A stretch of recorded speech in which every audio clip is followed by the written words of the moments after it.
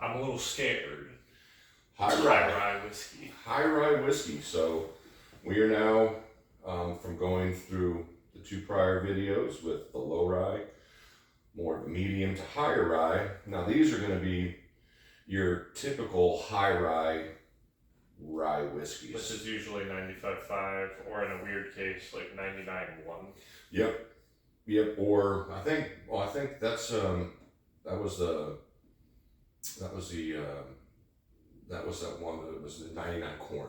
Yeah. So yeah. I don't know any 99.1 rye whiskey. So these are typically what you're going to get into when you're getting into your higher rye volumes. So we have 2 offerings. This distillery, once again, like we talked about before, it's from Kentucky. Is it a Kentucky rye? Well, it comes from Kentucky, but they source from MGP, which is in Indiana. So this is a 95.5 rye. This Stellan is a single barrel pick. Once again, sourced from MGP in Indiana, 95.5 rye. And then I brought this one out just for fun, this Woodinville. They're out of Woodinville, Washington, and that's a 100% rye whiskey. Oh. So there's no malted barley in this, there's no corn, it's just 100% of the grain. So, like we've talked about before, sometimes when people maybe are just getting into rye whiskey, or they think they want to try a rye whiskey without building their palate, like we've talked about before, building their base, sometimes these are the first ones that they just try, because people that love rye whiskey, I love 95.5 rye. That was fantastic. I love 100% rye. I just love. But if you're jumping from a regular bottle of Buffalo Trace to this, it's going to be pretty big.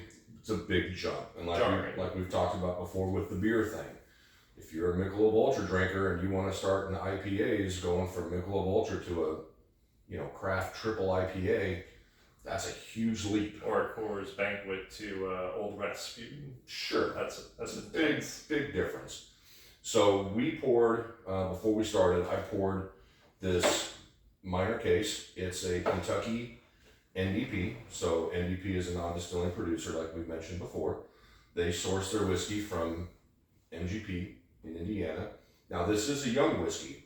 The color on it's, copper, nice color. For being young, has some legs on it. Yeah, it's only 24 months. Really? Yep. So it's basically, in the distillation world and the rules, that's the minimum. 24 months it has to age to be a straight whiskey.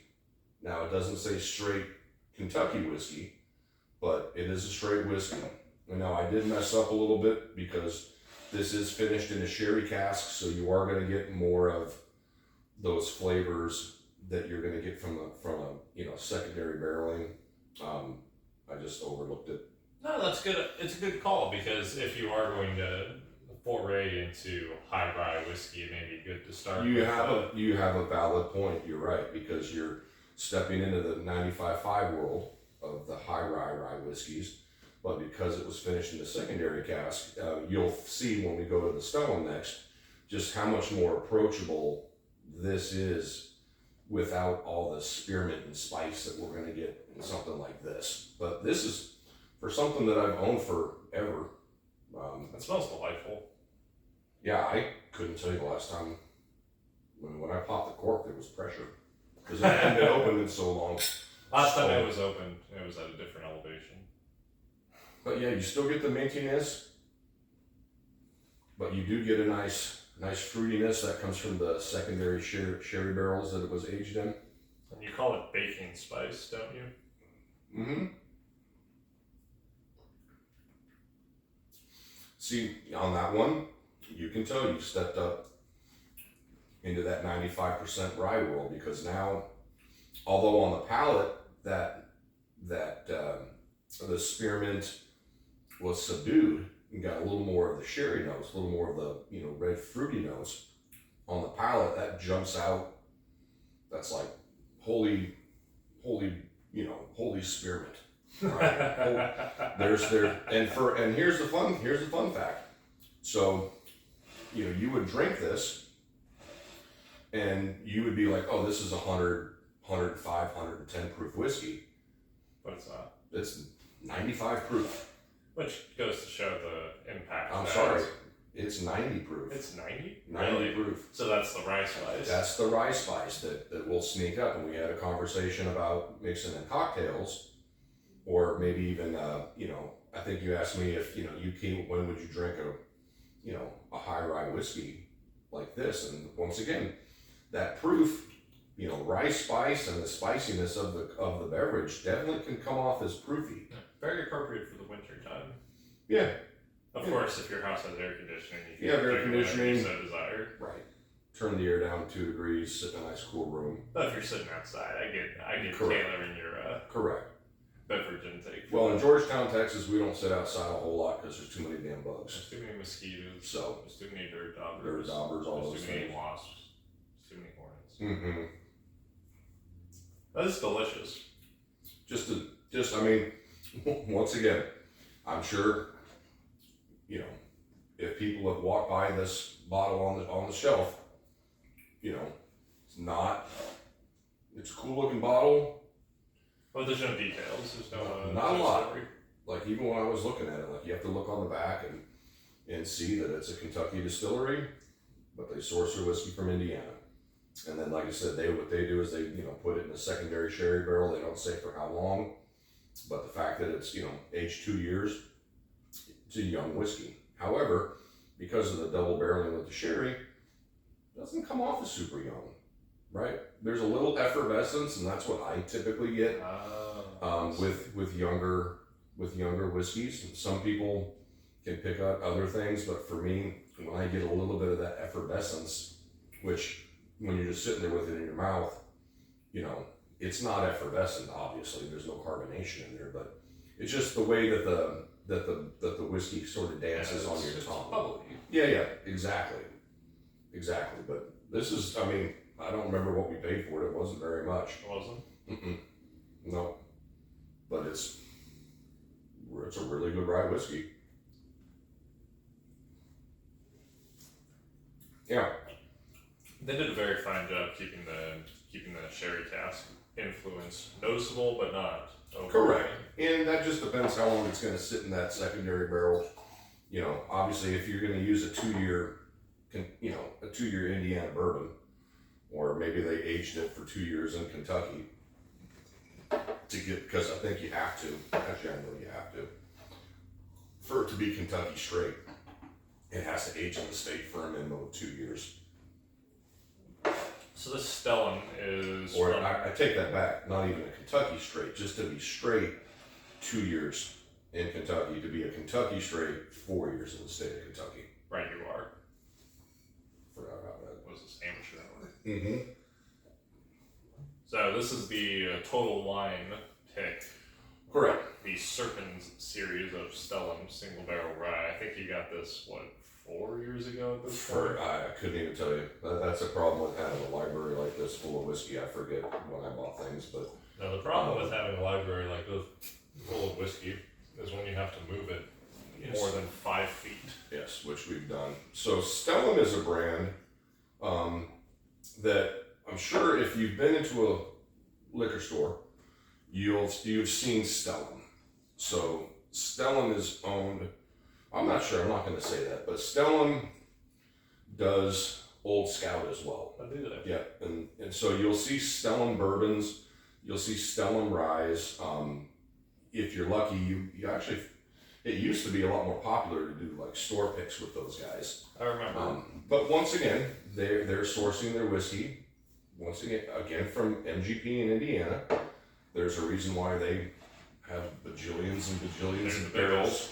right? People want to buy their stuff. Now this isn't secondary finished. It's a straight rye.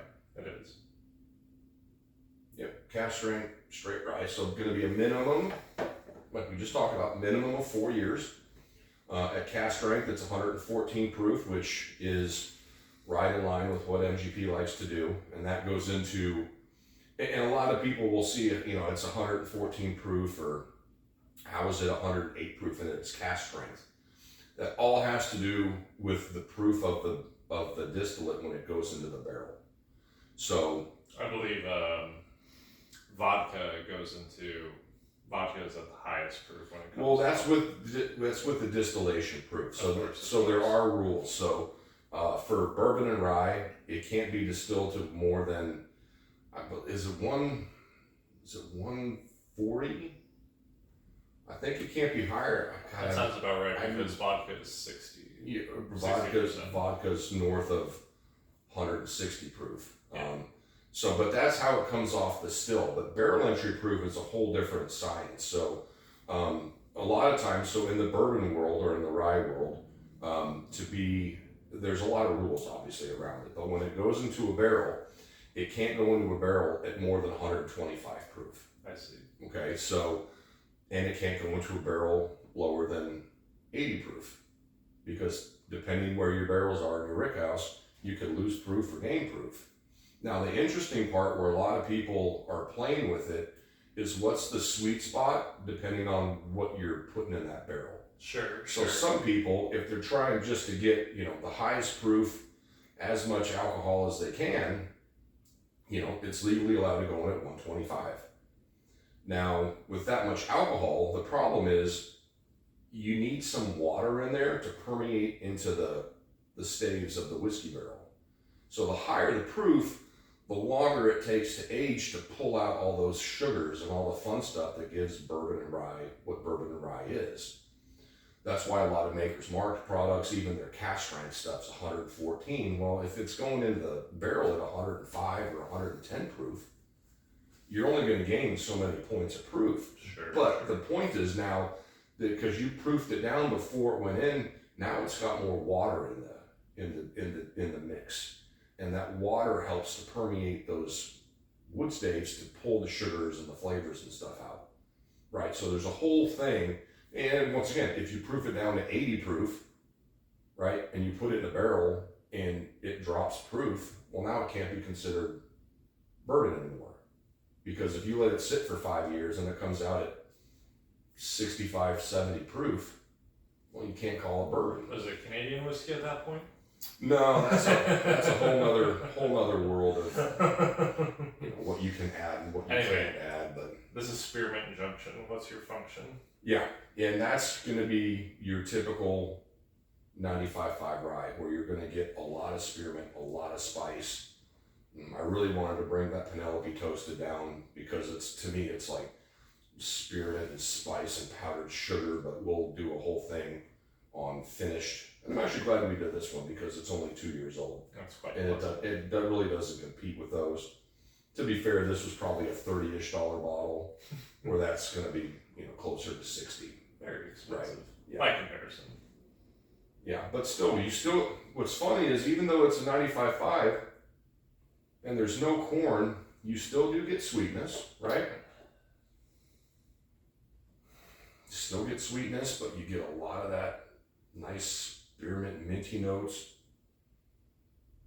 Because it's aged in new charred oak barrels, you're still going to get some vanillas and some caramels and stuff like that. It's just going to be sort of tamped down. It plays second fill to the rye, whereas in the earlier episodes of this series, we saw that where it was reversed, where the rye spice played second fill to vanilla or cherry even. Wow. Yeah. Now, to be fair, that's 115 proof, but that to me, boy, that drinks more like a 125. Yeah, I can see that with the rye spice. You can see with that rye spiciness, that really just elevates everything on your tongue. Which, not that 114, 115 proof's anything to shake a stick at, but, when you've got some offerings that are, 120, some of the Jack Daniel's stuff literally sits at 130 to 135. Even that Coy Hill that we have is 140 proof. This drink's proofier, but that's the rye spice that's really bringing all that up. Oh, by the by, I have an anecdote about that. A gentleman the other day asked me, he said, T, have you ever tried Jack Daniel's Coy Hill? And I was almost at a loss for words. I started tearing up when I remembered my experience tasting the Jack Daniel's Coy Hill. It's been years, but that's a remarkable bottle. Did he have one? No, he was just asking about it. You're like, as a matter of fact, I have. As a matter of fact, I have. And then I started getting all emotional. I got all emotional. It's just so beautiful. Yeah, that's why I love Brown-Forman. I really do. I love Jack Daniels. I love what they're doing. The boy good. Well, I mean, dude, if you think about it, they could have sat back and just produced Gentleman Jack And they did for and a Old while. Number 7 and not done anything. And they did for a while. And they did, but I tell you what, they are. As soon as they hit the ground running with their single barrel series, we'll get into it later. Yeah, no, they're. But I think that's a lot of the fun stuff about, the industry right now. Is everybody's looking at, what are we doing to set ourselves apart? And they're asking, what is new? yeah, what's new? What can we do that's different? And still stay with the legalities, because you can only do so much. Although there is a lot of talk about, sort of ditching the new charred oak barrels, just to make it just a broader, little more fun landscape. Interesting. As it would, but we're Americans. We don't, we like tradition. A good thing. The traditions are in place for a reason. Like we said once Correct. upon a time, the new charred oak barrels was once a innovation, and the reason why it's standard is because it works. Yeah, it works, and It's the same reason why we don't age whiskey in crates. We Right. age them in barrels because our ancestors quickly discovered that moving a crate full of whiskey was inconvenient. it's going to be problematic. It's going to be annoying. It's going to be problematic at best, right? And yeah, but like a lot of the stuff that people are doing now with the secondary aging and stuff, it's like the new fun thing, because that's really setting yourself apart from just your standard, your standard bourbons or your standard ryes. But as far as standard ryes go, this is quite good. Yeah, it's delicious. Once again, I wouldn't recommend it for somebody just getting into rye whiskey. I would. No, that heat will knock your socks off. Well, and it gets confusing because you feel that heat, but like I said, for a lot of people, 114, that's really high proof. Yeah. For somebody like you or I, or somebody that's sort of been around bourbon. I don't get out of bed for less than 100 proof. Right, I will. I mean, we just drank some. Right? But yeah, it's just one of those. It's one of those. You say things. that, but I know you to be a proof hound, sir. I'm very much a proof hound. I love proof. But just for me, just absolutely delicious. I mean, that's if you can find something like that, which is just. And I thought about doing it before we sat down, but even like a Redwood Empire, the Emerald Giant, like you get just a nice traditional. As far as traditional ryes go, 95.5 rye. as far as traditional ryes go, I think Emerald Giant's my favorite. It's because And you can't argue with the price. well, I was just gonna say it's got all the same attributes that like this Stellan does. Easier to find, right? Because that happens to be a store pick. If you're not big on proof, the Emerald Giant's gonna be a lot more approachable. Although the Emerald Giant cask strength is delicious. Mm-hmm. And we'll do that coming up shortly. But Oh, I didn't know that they were pot distilled. yep. So there's a whole, and Huh. we'll get into that at some point. The difference between column stills and pot I stills. always forget that these chaps are located in Washington State. Yeah, Woodinville, Washington, just up the street from where our friends lived. They lived in Bothell, and Woodinville's like a town or two just north of there. They do a lot of really, really great stuff. We've got, I think they're back here. We've got, I think probably 3. I mean, I drink so much regular Woodinville, just the standard stuff, but we've got like 3 different store picks from them because my buddy's store was, he just luckily He also was a big fan of at the Woodinville. time, yeah. And they were reaching out and they were all doing fun things. But this is going to be 100% rye whiskey. It's a straight, so it's going to be minimum 2, possibly 4 years. But You can tell it's 100% right off the rip. but that's the fun thing. It's right? amazing what a difference of 5% will do. All of a sudden now. So there's 2 things going on. One, it's 100% rye, and 2, it's pot stilled. Yes. And when we want to get in the weeds and be super nerdy, we can go over the difference between like a column still, especially the continuous column stills that most of these distilleries are In using. general, would you say it's fair to describe it as column stills they produce harsher flavors, whereas pot stills produce softer flavors? Yeah, and I wouldn't say that the column stills produce harsher flavors. More pronounced I flavors? think that column stills can strip away sometimes a little bit more. I see. Not in a good or bad way. It just But is. It just is. Where pot stills, if you drink, if you we'll get into Irish at some point. Irish is all pot stills. Not all. Not all? Nope. There's no rule that says Irish has to be pot stilled. It's just that was the original stills that they came up with, Mm-hmm. right? And it's mostly what people look for when they go to Irish whiskey. It's soft. It's light. Correct. Soft, approachable, and that's the fun thing about bourbon or rye. As we learned when we were at the TX distillery, even with Iron Root, they'll use combinations because they're getting what they want out of a column still, but then they'll redistill it through a pot still to get in. This is from the guy from the distiller from TX told me. He's like, we go through a column and then we do that with our stripping run. And then the next run is through the pot still, and we do that because it's softer and we get more red fruit out of it, right? And when you're investing millions and millions of dollars into a facility and, you want to produce what you want to produce. And the stills have a lot to do with what you're getting out of it, just like the grains, how the grains are treated, where they're grown, whether it's a Texas grain, a Texas grown grain, or if it's grown in the Midwest. The kind of yeast that you use that we learned when we went to Iron Root, like they use a particular strain of a Macallan yeast, the M1 yeast, where we learned at the TX distillery, they use a wild pecan yeast. And all that changes everything, along with the distillation process, along with fermentation time, along with where are they getting their barrels, where are they getting them coopered from? Are they getting them from Missouri, which is the vast majority of the companies do? Right. And then when you talk about secondary barreling, what do you put in the secondary? Where are you getting the secondary barrels? Are they sherry? Are they, port? Are they rum? Are they some wild wood grain or wood that grows up in the Pacific Northwest that nobody's really heard of?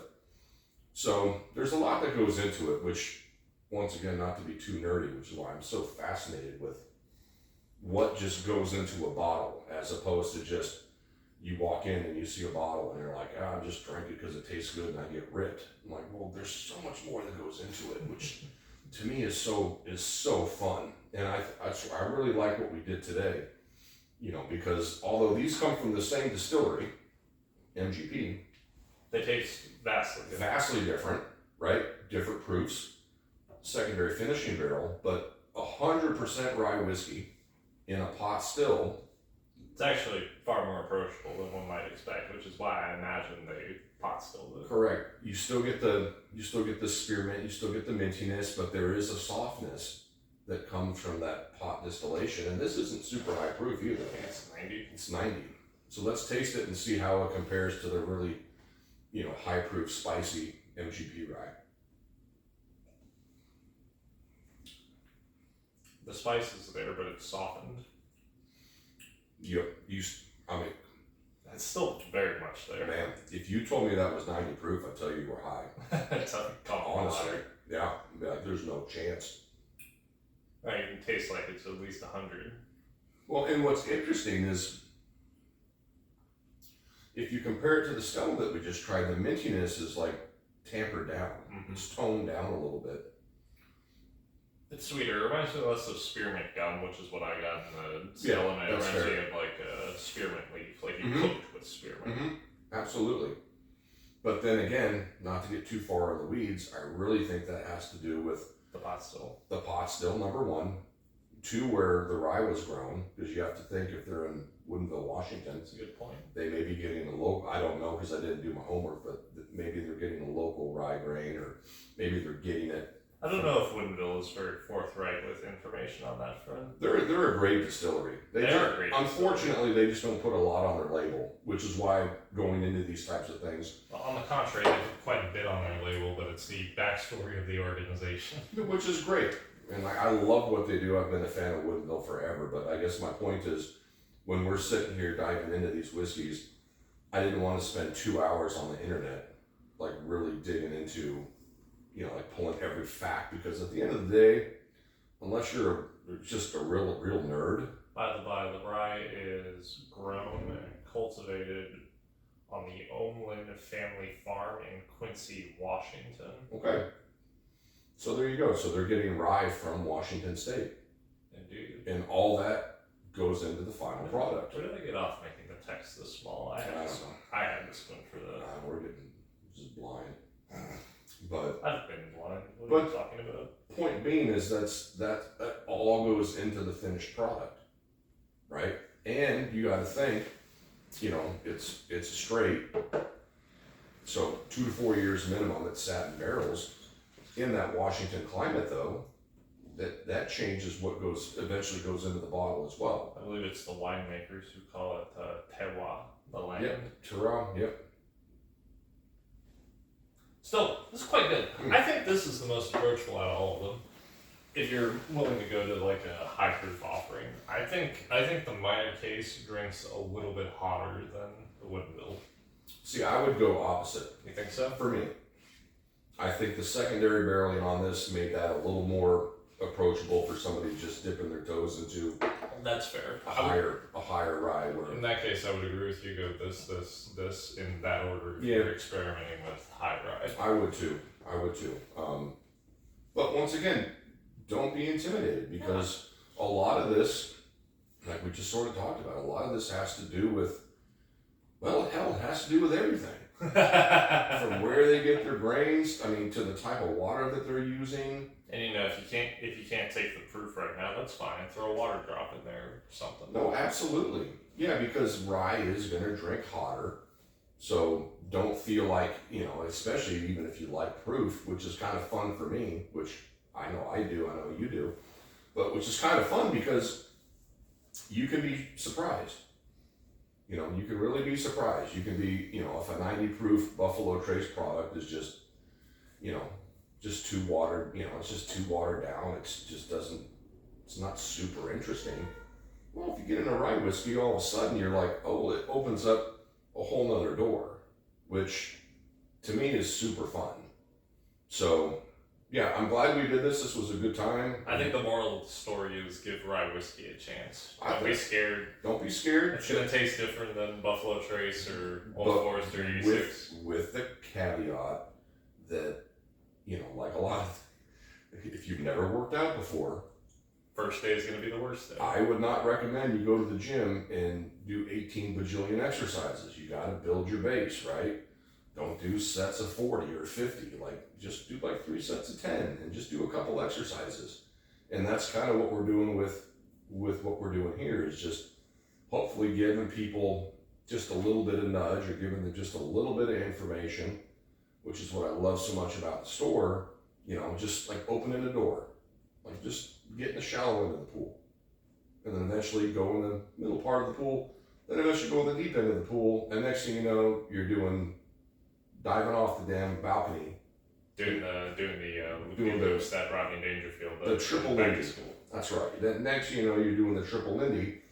And then that opens up, because you have your base and you've built on your base, now that opens up all sorts of different doors that when you're at a distillery or you're at a bottle share or something like that, and somebody, pulls out a dreaded bottle of 95.5 rye, and you're like, oh, I don't like rye, Wrong, you're not used to rye. You're just not used to it. Now, at the end of the day, the flavor profile might not be your jive. Absolutely. Listen, if you hate spearmint, you're sure not going to like this. Rye whiskey's going to be kind of tough, but I would also caveat that by saying, we talked about it earlier, I hate frickin' black licorice.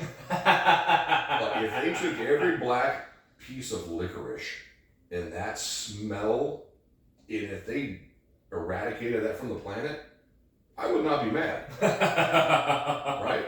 At all. Now, however, I love basil. Indeed. And basil still has that same kind of similar note to it. But for me, I can do basil.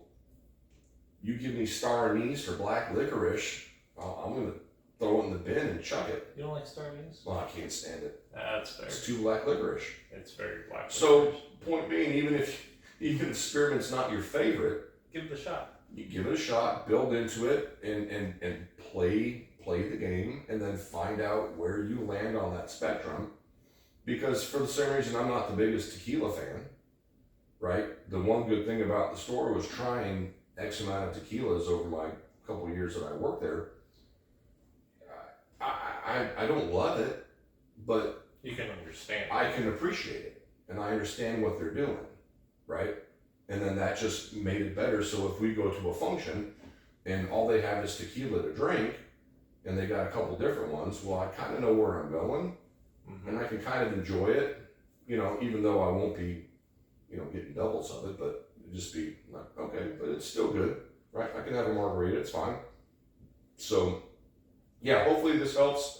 We'll do more in the future. I'd love to do more like finished ryes, because in my opinion, like that's where rye, I mean, once you get past the learning about rye whiskey, the different finishes, whether it be rum barrels or sherry barrels or port Rye barrels, really benefit from the finishing. boy, yeah, and it's something I used to say a lot at the store. I think rye, for whatever reason, does a lot better.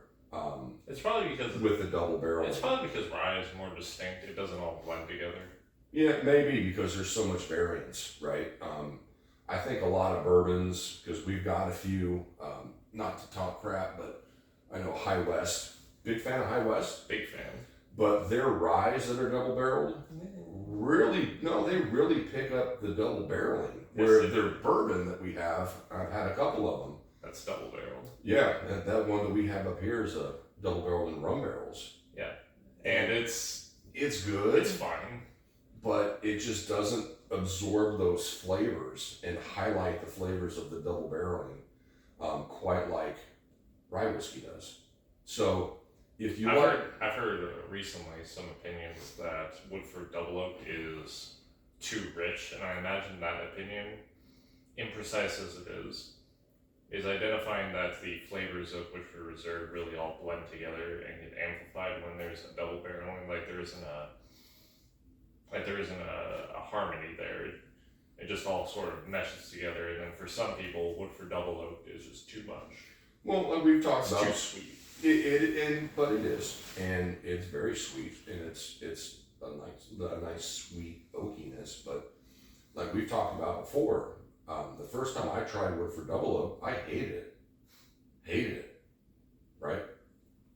6-8 months later, all of a sudden I tried it again. I'm like, holy crap, this is awesome. It reminds me of my first experience reading Jordan Peterson. I read through the first chapter of 12 Rules for Life, didn't understand a word of it, came back like a year later, got through the first chapter, stopped the second chapter when I stopped understanding it, came back another year, and then I could read through the whole book, and that was fine. Sure, which is why I gave you the book, because Like the Sweet Lord when I tried to read the first chapter, I didn't understand any of it, because I'm not that smart. Neither And I did. figured you were smarter than me, so you could figure it out. Neither did your brother, for that matter. No, we all tried. I love Jordan. I love everything he does, but yeah. Should you try rye whiskey? You should just start out with the parameters kind of that we set. Start off with the sweeter, low rye whiskeys. Move your way up to the middle whiskeys. You know, the middle mash bills. You know, that's 60 to 80%. And then when you're ready, move up to the 95.5s. Now remember, just because it says Kentucky doesn't mean that it's a 51 or 53% rye. Look on the back of the bottle. If it says distilled in Lawrenceburg, Indiana, you know it's MGP. So now you've got a 95.5 rye.